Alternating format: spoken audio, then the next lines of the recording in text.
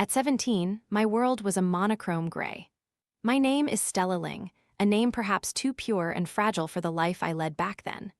I was a poor, subsidized student, a mere shadow lurking within the city's most prestigious high school, where every brick reeked of money and power. Here, students were divided into three types. The first were those at the apex of the pyramid, like Ethan Bai and Vivian Song. Illustrious families, outstanding looks, the center of attention wherever they went.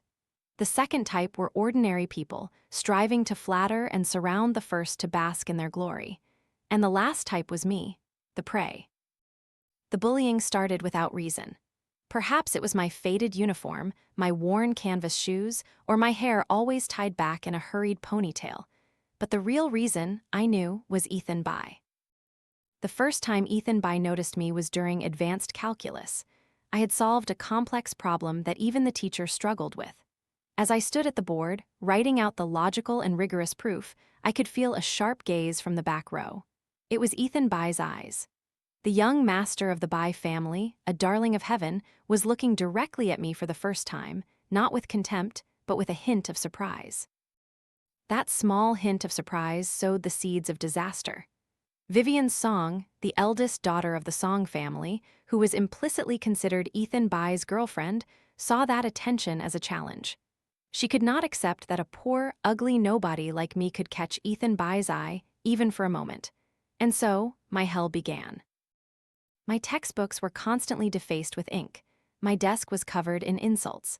The simple lunch my grandmother woke up early to prepare for me was repeatedly tossed straight into the trash.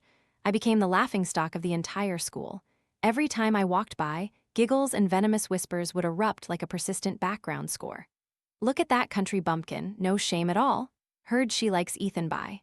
A toad trying to eat swan meat, truly. Stay away from her, you might get contaminated." I tried to fight back. I approached my homeroom teacher, but she only looked at me with pity and said, "Stella Ling, you know the Song family's influence. Please try not to cause trouble." I went to the principal's office, but the door wouldn't even open for me. I realized that in this world, justice did not belong to the weak. Ethan Bai never directly laid a hand on me. He just stood there, looking down from above with his familiar half-smirk, his eyes indifferent as if watching a play, nothing more, nothing less. His silence was consent, the greatest encouragement for Vivian Song's gang. He enjoyed seeing me tormented, enjoyed watching my tiny resilience slowly erode. To him, I was probably just a novel new plaything. The climax of it all was Valentine's Day. That day, Vivian Song blocked me at the back gate of the school. She and her friends laughed, throwing a pink letter at me. "Hey, Stella Ling, don't you like Ethan Bai? We helped you write a love letter. Take it and go confess. Who knows, maybe young Master Bai will take pity on you."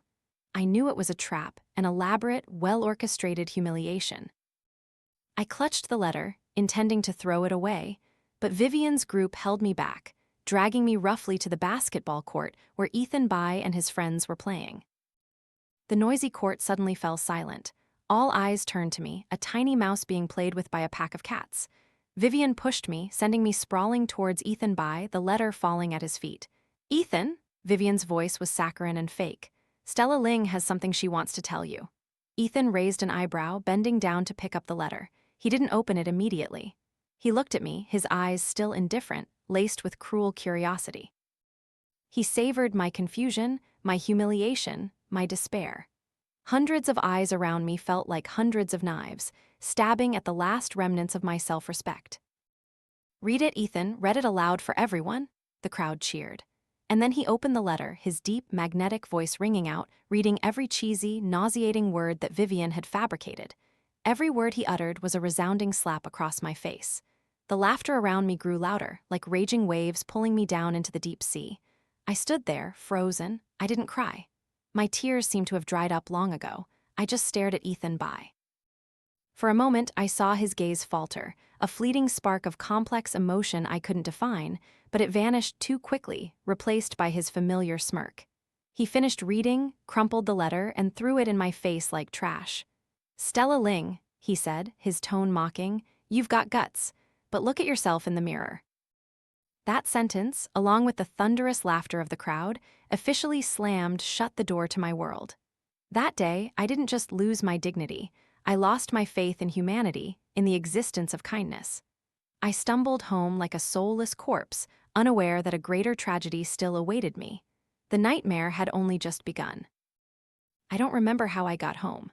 It was as if my soul had died on that basketball court, and my body was just a mindless machine dragging itself along the familiar path. Ethan Bai's laughter, Vivian Song's scornful eyes, the crowd's whispers all blended into a piercing, persistent sound echoing in my head. Our small house, where my grandmother and I lived, was nestled deep in a humble alley, a stark contrast to the opulence of that school. Usually when I reached the alley, my grandmother would be waiting at the door, a glass of water or a small plate of fruit in her hand. She was the only ray of light in my gray world. But today, the old wooden door was silently closed. A cold sense of unease crept into my heart. I pushed the door open and stepped inside. The house was empty and eerily quiet. "Grandma, I'm home," I called out, but only my own echo replied. And then I saw it. One of Grandma's shoes lay haphazardly in the middle of the room, next to a dried blood stain that stretched towards the door. My heart felt as if someone had squeezed it. I rushed out like a madwoman, asking every neighbor. A woman from the tea stall, her eyes red, pulled my arm and said, trembling, "Stella Ling, your grandma was hit by a car. They took her to the Central Hospital." Hospital? Those two words struck my head like a heavy hammer. I ran, sprinted to the hospital, with only the image of my grandmother's gentle smile in my mind. She was old, her back stooped, but she woke up at 4 a.m. every day to bake bread to sell, meticulously saving every penny for me to attend that aristocratic school. She always said, "As long as you have a future, I'm content no matter how hard I work." When I arrived, the doctor had just stepped out of the emergency room, shaking his head wearily. "We tried our best. The patient lost too much blood and suffered severe head trauma. The family should prepare for the funeral." The world around me collapsed. I fell to my knees on the cold hospital floor, unable to cry, unable to breathe. The only light in my life had been extinguished. The hit-and-run driver had fled. The police said there were no cameras on that stretch of road, making it very difficult to find the culprit. But I knew this was no random accident. The instinct of a cornered beast told me so. The next day I returned to school, not for classes, but for answers. I drifted like a ghost through the lavish campus, my empty gaze sweeping across every face. And then I saw Vivian Song. She was with her friends, laughing cheerfully, wearing the latest designer dress. As if my tragedy was just a passing breeze, not worth her concern. I walked up and blocked her path. "Was it you?" My voice was hoarse, cold, as if from the grave. Vivian flinched momentarily, but quickly regained her haughty composure. She smirked. "What are you saying, you crazy girl? Get out of my way." "My grandma? Did you harm my grandma?" I ground out each word, my hands clenched into fists, fingernails digging into my flesh until they bled. The smile on Vivian Song's lips grew brighter, a wicked and satisfied grin. "Oh, so it was your old hag. Heard she died, huh? Serves her right. Who told her to stubbornly keep working at my family's company? I only sent someone to gently remind her, who knew she was too weak to handle it." Gently remind? My mind went blank. My grandmother worked as a cleaner for one of the Song family's companies, so that's it. They didn't just bully me at school. They wanted to cut off my family's livelihood. They dared to do that to an old woman who had no strength left. "You inhumane monsters," I screamed. My ultimate rage and pain transformed into a wild strength.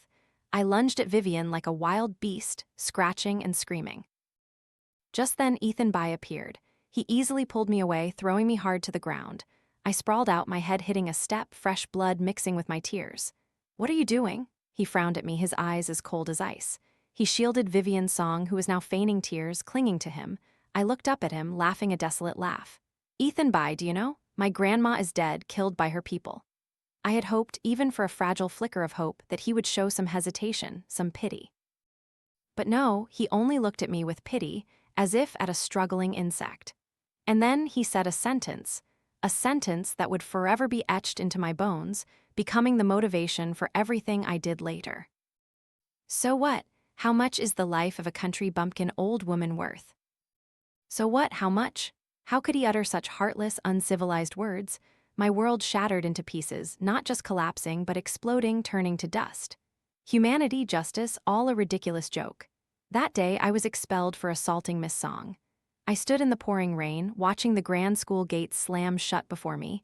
I had lost everything: family, future, dignity. I had nothing left to lose. In the blinding rain, I stared at the retreating figures of Ethan Bai and Vivian Song disappearing behind the window of a luxurious car. A cold, eerie smile spread on my lips. The old Stella Ling had died with my grandmother. What remained now was a soul named Vengeance. Ethan Bai, Vivian Song, and all those who had laughed at my pain. Enjoy it now, because I will return. And when I do, I will personally drag each and every one of you into this bottomless abyss, to taste all that I have suffered, 100, 1,000 times over. The rain that day seemed to want to wash everything away, but it couldn't cleanse the pain and deep-seated hatred that had permeated my bones. I stood there before the cold school gates until I was soaked and freezing. I had no home to return to, no family to lean on. Grandma was gone, taking with her the last warmth in this world. I used the meager money she had carefully saved in an old iron box to arrange the simplest funeral for her. No music, no relatives, just me and a solitary grave in the suburban cemetery. I knelt before her grave, unable to shed a single tear. My pain had turned into a stone, blocking my chest. I simply bowed 3 times, each bow a vow. The first bow, I swore to make Vivian Song pay for my grandmother's life. The second bow, I swore to make Ethan Bai kneel at my feet, regretting his cruel words. The third bow, I swore to make all those who had mocked and humiliated me suffer a fate worse than death. In the days that followed, I drifted like a ghost.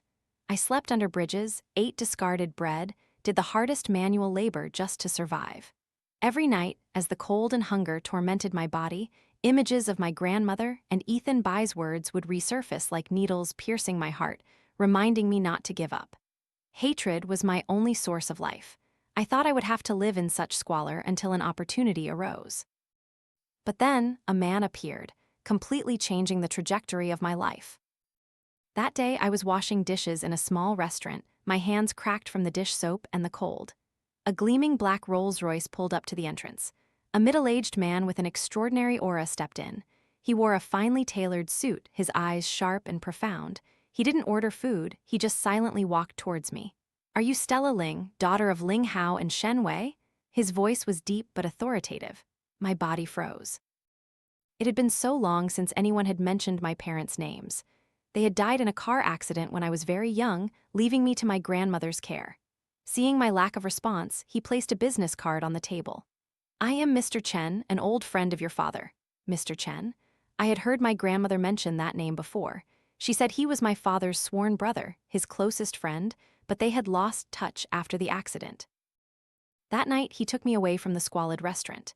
In his luxurious car, he told me about the past, about his friendship with my father, about the illustrious career they had built together before being framed by a villain, leading to my parents' tragic deaths and my family's downfall. That villain was none other than Mr. Bai, Ethan Bai's father. The accident that year was not accidental. Mr. Bai usurped everything that belonged to your father, pushing your family to the brink. Mr. Chen clenched his hand, his eyes flashing with indignation. I spent many years rebuilding my career abroad, also waiting for the day to return and seek justice. He looked directly at me, his deep eyes seeming to read all my thoughts, all the hatred in my heart. "I know everything that happened to you and your grandmother. I want to help you." "Help me?" I scoffed, a bitter laugh. "How do you want to help me? Give me some money, a stable job. I don't need charity." "Ha ha, truly Ling Corp's daughter." He laughed without humor. "I won't give you fish, I'll teach you how to fish. I will give you a new identity, send you abroad to study, give you all the best resources. I will turn you into the sharpest weapon. The only thing I want from you is that when you return, use these very hands to reclaim everything that belongs to you and utterly destroy the Bai family." His offer was like a lightning bolt striking my dark soul. This was not charity, this was a transaction. He would give me an opportunity, and I would be his instrument of revenge. A perfect plan. I didn't hesitate for a second. I agreed. That year, I was 18. I left the city with Mr. Chen, carrying my grandmother's ashes and a heart of stone. The innocent, weak Stella Ling had died forever in the pouring rain before the school gates. 5 years later, at the international airport, a girl with wavy chestnut brown hair, wearing a captivating red dress, emerged from the VIP gate. Her face was exquisitely beautiful, but her eyes were cold, sharp as a blade. She wore sunglasses, hiding half her face, but her noble and distant aura still made everyone turn their heads. "I'm back." I removed my sunglasses, looking at the city's tallest building, in the distance the Bai Corp building. A faint smile spread on my lips. Ethan Bai, Vivian Song, the game begins.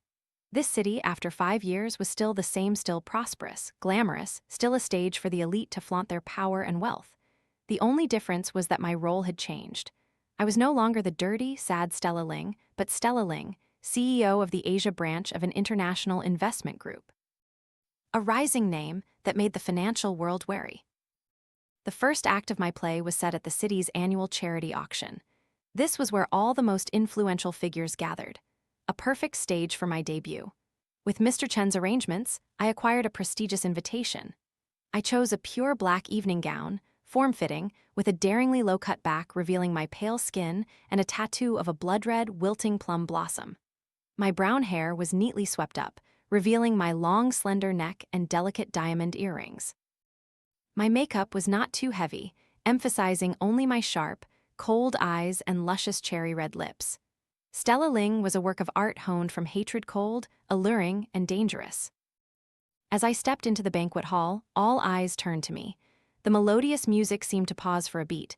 I could hear whispers. "Who is that girl? Her presence is truly extraordinary. Never seen her in this city."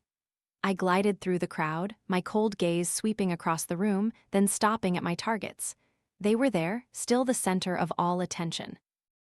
Ethan Bai, in an elegant suit, his sharp features now even more mature and masculine, stood talking with a few partners, confident and arrogant. Beside him, Vivian Song wore a pink princess dress, sparkling jewelry, her sweet but fake smile identical to my memory. They looked perfectly matched, a golden couple of the elite world. But that was just their perfect facade. Inside were rotten and malicious souls. Ethan Bai's eyes met mine. He paused, his sharp brows slightly furrowed. A flicker of surprise, then interest, appeared in his eyes, the interest of a hunter discovering new prey. He didn't recognize me. Of course not. The thin, pale Stella Ling of that year could never be the luxurious, dazzling Stella Ling of today. I smiled faintly, raising a glass of red wine offered by a waiter, elegantly turning to walk in a different direction, deliberately brushing past them. The unique scent of my perfume, specially blended and named Cinder, wafted past his nose. I clearly saw the confusion in his eyes. Vivian Song, with a woman's keen sensitivity, immediately sensed a threat. She gripped Ethan Bai's arm, her eyes scrutinizing me with hostility. The real show was about to begin. The main event of the charity auction. The final item was a diamond necklace named Tears of the Goddess, a masterpiece by a renowned French designer. The starting price was 50 billion. This was what I wanted, not because it was expensive, but because I knew Vivian Song wanted it too. She had been staring at it without blinking since it was brought out. 55 billion? A lady called out. 60 billion? The price quickly escalated. Vivian Song hadn't made a move yet. She was waiting for the final moment to display her class. When the price reached 100 billion, Vivian Song smiled sweetly, raising her paddle. 110 billion? The entire hall gasped. This sum far exceeded the necklace's true value. This was clearly a display of power by Miss Song. She looked around triumphantly, as if the item was already hers. The auctioneer prepared to strike the gavel. 110 billion, going once. 200 billion. My voice was not loud, but it was enough to silence the entire hall. The number I uttered exploded like a bomb in the quiet space. All eyes, including Ethan Bai and Vivian Song, turned to me, astonished and disbelieving. Vivian Song's face turned pale, her triumphant smile rigid. She turned to look at Ethan Bai, her eyes pleading for help. Ethan Bai frowned, his eyes deep and scrutinizing. He didn't understand why a strange woman would be willing to spend such a large sum, clearly to challenge Vivian Song. 200 billion, going once. Vivian Song gritted her teeth. She couldn't lose face like this. 205 billion? I smirked, not bothering to look at her, only at the auctioneer. 300 billion for Miss Stella Ling. The auctioneer slammed the gavel, announcing the bid. Crash! Vivian Song slammed her paddle onto the table. She had lost.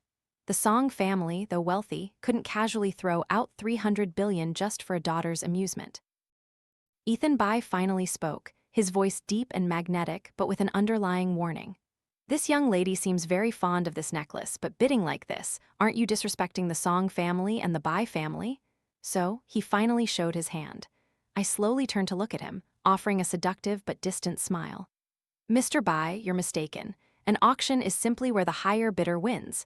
As for respect, I don't think it can be measured with money. Besides, I paused, my gaze sweeping over a trembling Vivian. What I want, I will have, no matter the cost.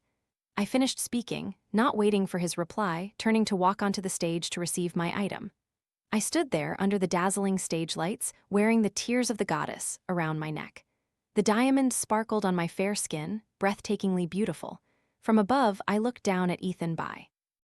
He was still watching me, but his eyes were no longer a hunter's interest, but curiosity, suspicion, and a hint of something familiar he couldn't quite name.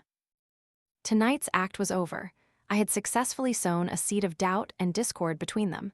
Vivian Song would never forget this humiliation, and Ethan Bai, he would certainly send people to investigate me. Good, investigate all you want, because everything you find is exactly what I want you to see. The prey had bitten the hook. The auction ended, but my game had only just begun. Just as I predicted, as I was preparing to leave, a tall figure blocked my path in the secluded garden behind the banquet hall. "Miss Stella Ling, please stop." His familiar deep voice rang out. Ethan Bai stood silhouetted against the light, the silver moon illuminating half of his angular face, his deep eyes like bottomless lakes staring intently at me. He was no longer with Vivian Song. "Mr. Bai, is there something you need?" I turned around, offering a polite smile, but my eyes held no warmth. "Miss Ling, you are truly generous." He stepped closer. The distance between us shortened enough for me to feel his oppressive aura. 300 billion for a necklace, just to humiliate Vivian Song. I wonder what offense the Song family has committed against you? He was indeed not a fool. He saw through my purpose, but he couldn't understand my motive. "Mr. Bai, you jest, I simply liked it." I raised my hand to lightly touch the tears of the goddess on my neck. As for Miss Song, perhaps she should learn to accept defeat. In business, as in life, not everything you want can be yours. My words were clearly a double-edged arrow, hinting both at the necklace and at his relationship with Vivian Song. Ethan Bai's eyes darkened. He suddenly reached out, intending to touch the plum blossom tattoo on my back. I quickly took a step back, narrowly avoiding his touch. "Mr. Bai, please show some respect." My voice grew several degrees colder. He withdrew his hand, his eyes still fixed on me, a raw, scrutinizing gaze. "Have we met before?" "Excuse me." My heart skipped a beat, but my expression remained perfectly calm. "Mr. Bai certainly knows how to strike up a conversation with women, but I'm afraid that line is a bit old. If there's nothing else, I'll take my leave."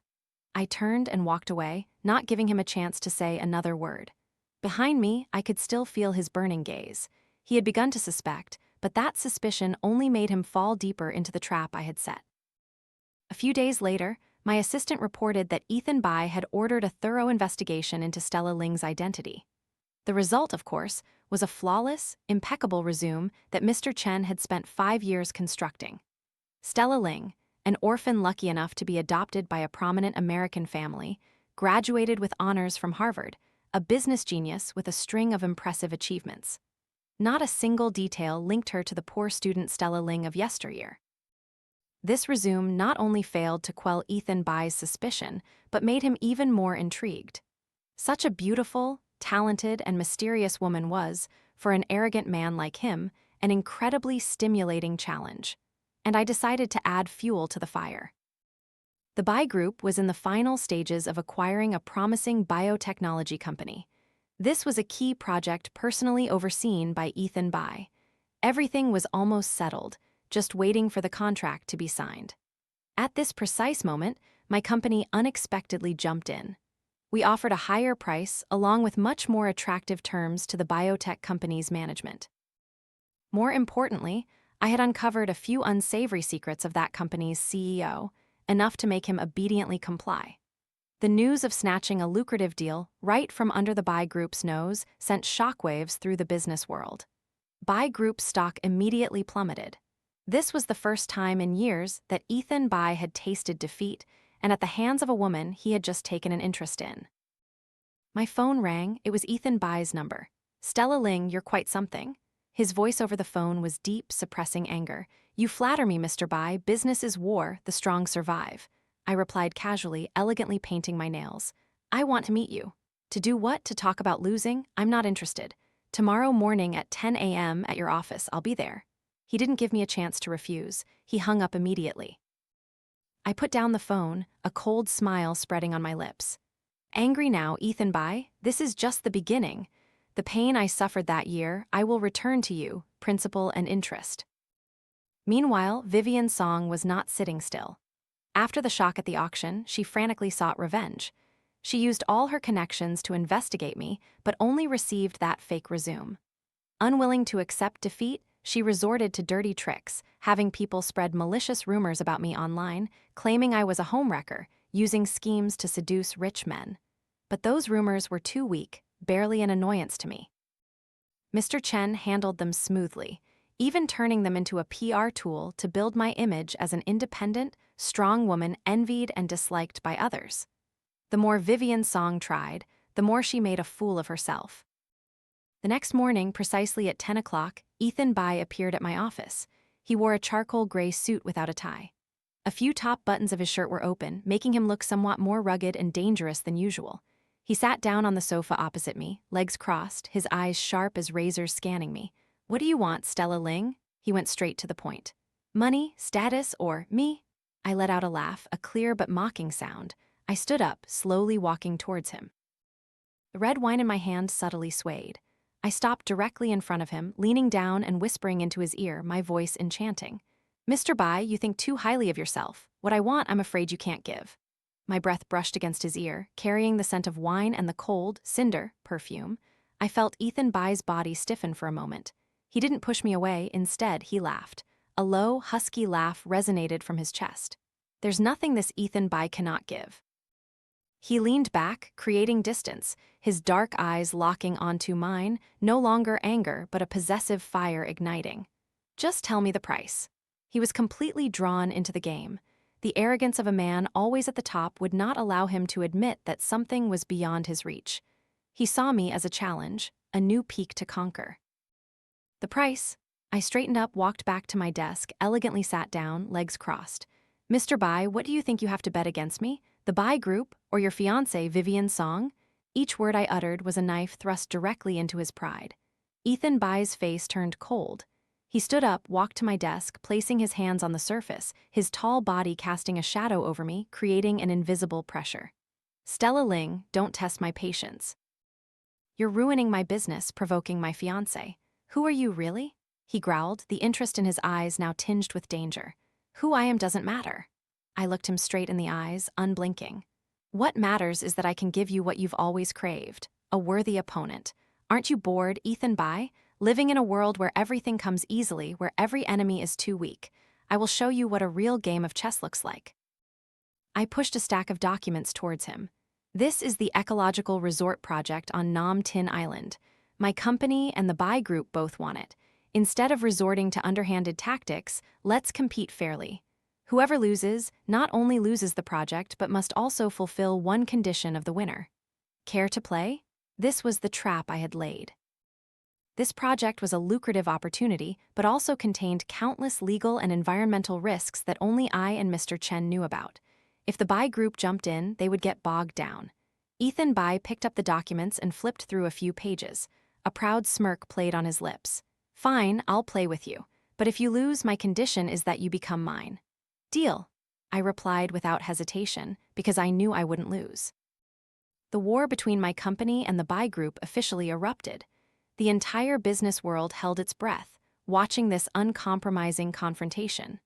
Ethan Bai poured all his resources into the Nam Tin Island project, determined to win against me to satisfy his pride. The deeper he sank, the more devastating blows I delivered, leading him exactly down the path I had laid out. During a negotiation with a partner, we unexpectedly met again. He offered me a glass of wine. You seem very knowledgeable about high-risk projects, he said, his eyes full of hidden meaning. Life without a bit of risk, what's the fun? I replied, taking a small sip of wine. It's like solving a difficult math problem. The harder it is, the more satisfying it feels when you find the answer. My words made him pause. Difficult math problem, he repeated, his brows furrowed, a hazy, nostalgic flicker passing through his eyes. That sounds very familiar. My heart skipped a beat. Did he remember? The little student from years ago who stood at the blackboard solving a difficult problem the first time she made him pay attention. I immediately hid my emotions, offering a faint smile. Really? Perhaps Mr. Bai heard it from one of his many female confidants. The nostalgia in his eyes vanished, replaced by his inherent coldness. That was just the first step. I had successfully created a crack in his facade. A seed of doubt about the past had been sown in his heart. While Ethan Bai was being drawn into my deadly game of chess, Vivian Song became increasingly frantic. His indifference coupled with her obsession with me pushed her to the brink of despair. She no longer used petty rumor-mongering tricks. She decided to deliver a fatal blow. One night, as I was on my way home, a truck suddenly swerved out of an alley heading straight for my car. My driver managed to swerve in time. Our car crashed heavily into the guardrail, and the airbags deployed. I was only slightly dazed with a few scratches, but my heart pounded. It was Vivian Song. It had to be her. This method was exactly how she had harmed my grandmother years ago. I sat in the crumpled car, watching the truck hastily reverse and disappear into the darkness. A chilling smile spread on my lips. Vivian Song, did you think you could kill me? You've just walked into your own death trap. I didn't call the police, I called Mr. Chen. Have your people investigate that truck. Gather all evidence, from dashcam footage, fingerprints, to the driver's call history. I want Vivian Song utterly ruined. The game is about to reach checkmate. The storm hit faster than Ethan Bai could ever have imagined. The Nam Tin Island project, the lucrative prize he had poured all his efforts into winning against me, suddenly transformed into a deadly swamp. A series of legal issues, land disputes, and environmental violations that I had subtly planted were simultaneously exposed. Environmental organizations sued the Bai Group, the government launched an investigation, and investors collectively withdrew their capital. The Bai Group, once a mighty empire, now floundered like a sinking ship. Just as Ethan Bai was spiraling in that tangled mess, I delivered the decisive blow. All evidence of Vivian Song hiring someone to cause my accident, along with the confession of the driver who had killed my grandmother years ago, was simultaneously sent to major newspaper offices and the police department. The audio recording of Vivian Song's conversation with the driver, in which she venomously ordered him to cripple her, became undeniable proof. Public outrage erupted. The innocent, sweet image of the Song family's eldest daughter completely collapsed, replaced by the face of a cold-blooded devil. The police raided the Song family mansion that very night. Vivian Song was arrested in her expensive pajamas, her hair disheveled, sobbing hysterically before dozens of cameras. The Song family, already reeling from the Bai Group's crisis, now embroiled in a murder scandal, was utterly powerless to resist. In the darkened office of the Bai Group, Ethan Bai sat alone, surrounded by scattered documents. He looked haggard and defeated. Vivian Song's arrest was the last straw. He stared out the window, trying to piece everything together.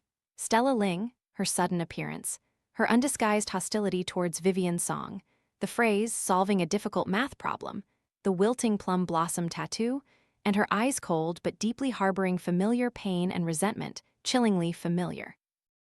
A lightning bolt struck his mind. Stella Ling. The office door burst open. I slowly walked in, still in my alluring red dress, but my eyes were like thousand-year-old ice. "It's you, isn't it?" He turned, his voice hoarse, his eyes no longer filled with possessiveness or interest, but with bewilderment and a vague terror.